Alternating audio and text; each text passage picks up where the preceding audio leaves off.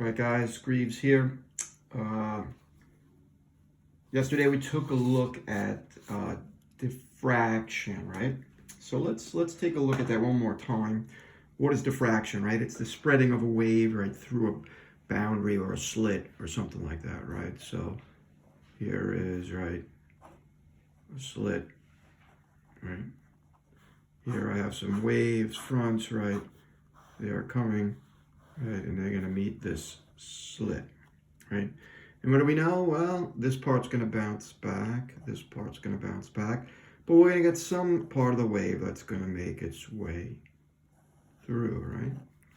So, right, we call this spreading of the wave through the barrier or slit diffraction.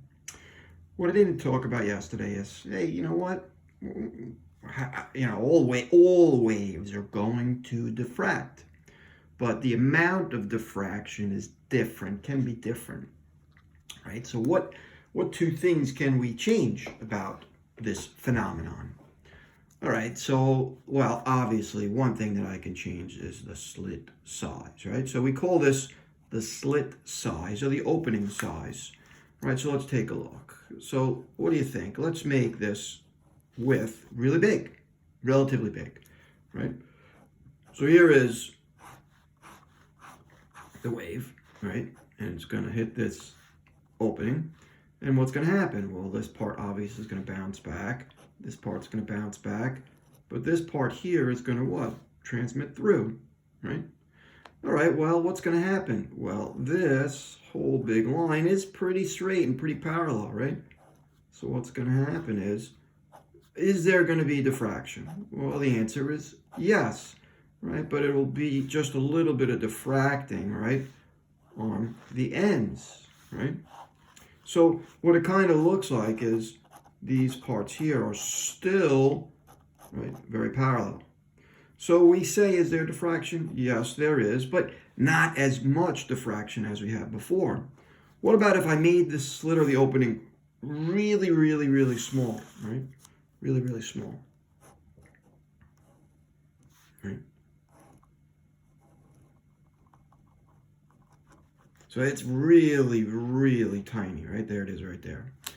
What about these waves now, right? Well, only a little portion of this wave is going to make it through this slit. And what happens is that when it comes through, it's very, very spherical, right? Or, right, it looks like there is absolutely no part of these waves that are parallel at all, right? So, right, is there a diffraction in all cases? Yeah. But do we say that there's more than others? Yes. So, what's going to happen? Well, as I vary the slit or opening size, right, or I should say that size is going to be proportional to the amount of diffraction. So, small slit equals, well, I don't know what you want to say. We could say there is a lot of diffraction, right? A lot of diffraction. Small slit, a lot of diffraction, okay? Or what else can I change? All right, well, what other quantity about this scenario can I change? Well, it looks like, right, I can change, let me flip this piece of paper over, let's insert some paper here, right? Well, I can change, right, the wavelength or frequency of the wave, right? Right? So here's the slit, so here comes the wave. Here's my wavelength, right? The line's right, the distance here. Here's my wavelength, right? So we already talked about changing the slit. What about changing the wavelength? Well, it's going to be difficult for me to show you here on a piece of paper, right? You're going to need to really see it. And hopefully that demo or that little video I showed you yesterday showed you what it was. So I really can't do it here. I just flat out have to tell it to you, right? So how does changing the wavelength affect the frequency? Okay, so if I have a larger wavelength, so big wavelength, right, gives us a lot of diffraction, right? Now, okay, now remember all waves have three characteristics: velocity, frequency and wavelength. So as the wave is traveling, velocity never changes. So these two guys are inverse, right? So what that means is a big wavelength, a lot of diffraction, that would indirectly, these two are indirect, so a low frequency, right? So low frequency would also give us what? A lot of diffraction, right? Right, so those are the characteristics, right, are going to tell us about diffraction, okay? How much diffraction is going to occur, okay? So one last thing I need to talk about, right, about waves is something called interference patterns. Now, I did the best that I could, right, and I drew this, right, there are tons of applets, which I'm going to send you either today or tomorrow to mess around with, I'm not sure, right? Also, today I'm going to send you, today you're going to look at a video, okay, to take a look at as well, right? YouTube video, right? So let's take a look, right? And this is, well, weird and hard to look at, especially from my hand drawing. But if you try to look closely, I have two sources, right? I have a blue source, right? And I have a red source. And they're sending waves out simultaneously from, two sources. Kind of like the gentleman in the pool today who's taking those tennis balls and bobbing them up and down on the water.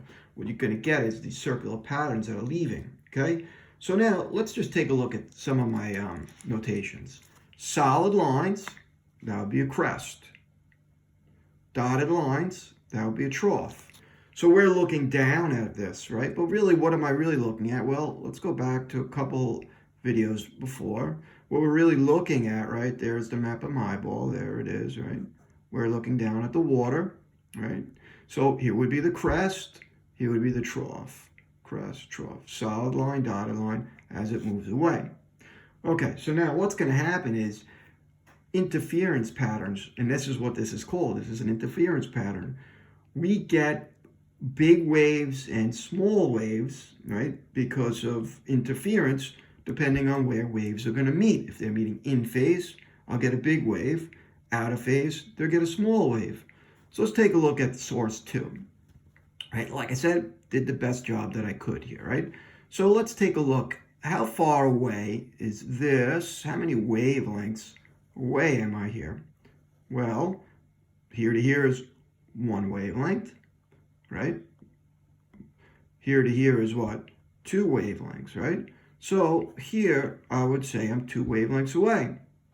All right, so this blue line, 2 wavelengths away from the source. The red, wavelength, wavelength. From the red, I'm also 2 wavelengths away. Well, look what happens. At this point right here, I have, what do I have meeting?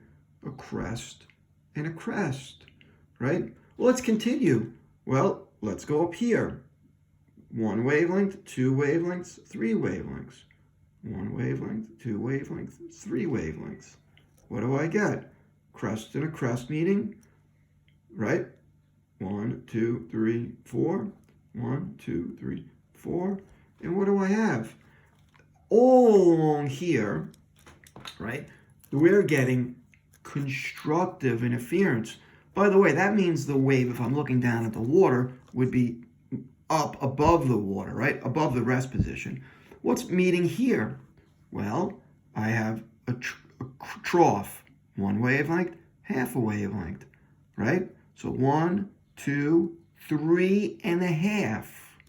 1, 2, 3 and a half. Okay? So here I would have a crest, a trough and a trough meet.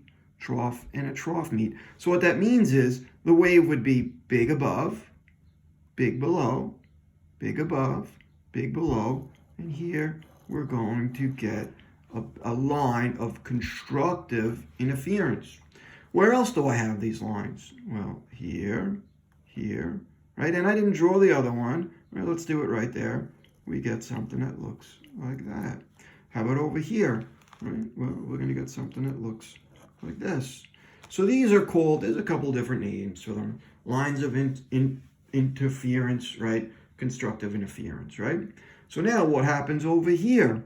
Well, you're going to get alternating bands. Constructive interference, destructive interference. Why is this destructive? Because what do I have crossing right here? I have a crest and a trough, crest and a trough, crest and a trough, crest and a trough. So all along, I'll draw these ones in red. All along here, by the way, it's going to be a pattern, right? All along here, we're going to get destructive interference. Okay? So let's take a look and see. Let's just see what we got here. So you are going to, these are called interference patterns, and they are very common in physics, right? So let's take a look at what the black line represents. Okay, black line represents a crest and crest meeting, or for that matter, trough and trough meeting. What happens? Constructive interference. Okay? What about the red line that I said I just did there? What does the red line represent? Well, what's happening? I'm getting a crest and trough meeting, right? What happens if I get a crest and trough meeting? Well, that's going to be a destructive interference, right? Okay, so I know that's a little bit challenging to see here, but hopefully with the video that I show you, right, on a YouTube video, right, it's going to make a little bit more sense. Okay, so take a look at that. I think tomorrow I'm just going to send you maybe like 10 or 15 multiple choice questions on Test Wizard, and to take a look at this. It's just easier that way. Okay? All right, guys. See you.